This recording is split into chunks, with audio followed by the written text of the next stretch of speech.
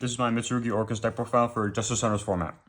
I got 5th place at a Justice Hunters box tournament yesterday. I got 4 packs, and I pulled 3 Ultras. I pulled Lolipo, Snashy, and then Fimena, which I already got rid of. So that was ridiculous. Let's get into the profile. So I played a 40 card build this time, which felt amazing. I think that's what I'm going to do going forward. It just feels so good. 3 Girsu, 3 Harp, Symbol, Nightmare, Wand, Babel, Crescendo, Foolish Burial. So, same Orcust lineup as before. Still don't need Crown. Then for the Mitsurugi, 3 Habakiri, 1 Murakumo, 1 Futsu. I still think Futsu and the Mirror are really good, and you should play them because you can play through Nib a lot better. Because even if they nib you at end of main, you just Futsu back, and you didn't really lose that much. You can also, because you can still Symbol, get back your Ellen Girsu if you need to, or you can also Ellen Girsu to banish and like send their nib, or something like that. Saji, Kusanagi, Aramasa still 3 Prayers, card's ridiculous. 2 Ritual and 1 Mirror, no pre-prep this time. I was thinking more about it. I just don't think it's really needed that you ever need a Thrust for pre-prep. You can still get into your time Orcust engine, and the pre-prep drawing it with Mirror still is horrible. And then pre-prep was like the 41st card, so I was like, just cut that and make it 40. And then hand traps, 3 Ash, they just needed 3 Fuelos. And then I'm so glad to be back to maining this card. 3 Droplet, Call by, Talent, and 3 Imperm. I'm not playing Crossout because I'm playing Droll in the side. And then Call by Talent, these cards are just ridiculous. Imperm, Droplet. Everything here was great. I don't think you need to really main Droll anymore in the new format. Extra deck, Galatea I, 2 Galatea. Both of these came up. Lungirsu, Ellen Girsu. You have to play Lungirsu. It's really good playing into boards as well, which I kind of didn't take into account before when I was talking about how it was like only needed if you're like a bit sloppy with the plays. I do think this is needed. IP, SP, Dark, Barricade, Dynamondo. Dark never came up, surprisingly, but I definitely think it's just a really strong card. Access Code, I did this instead of Boral Sword because you can also use this to like pop back row and stuff. And still having the high attack is good because there's not really as much Lunalite already, so it's not like you need the Boral Sword to be able to attack over both Ligers, in one turn. So I think Access Code is it's just a bit more generic. Like, it's just a bit more general in what you can do with it. King of the Feral Imps, Zombie Vampire, and 2 Dingirsu. Okay. My round 3 was against Yummy, and it was literally only in game 1.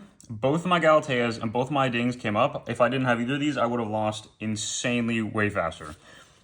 We can talk more about matchups in a little bit. So that was the extra. I don't think I would change anything about this. Everything just felt perfect. This entire list felt perfect. It's awesome. I'm so glad I finally found a list that feels good because 40 cards is really great because you get to see your side cards just more.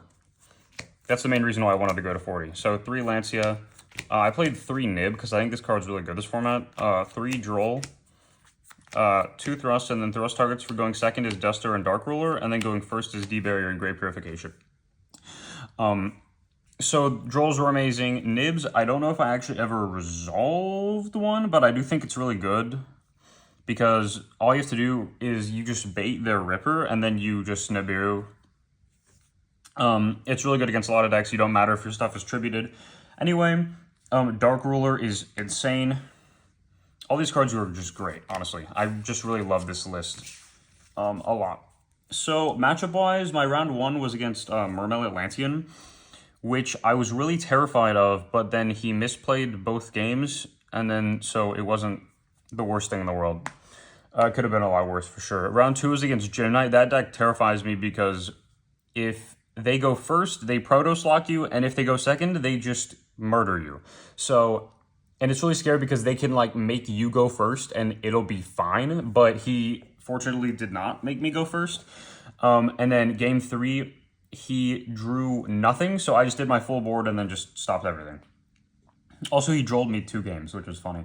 Round 3, loss versus Yummy. That was a really fun, interactive game. Even though I lost, I was down 1,000 life points. when time was called in battle phase, because he just kept tagging out his stuff, and then I wasn't able to actually get in an attack on him, even though I got rid of his field spell.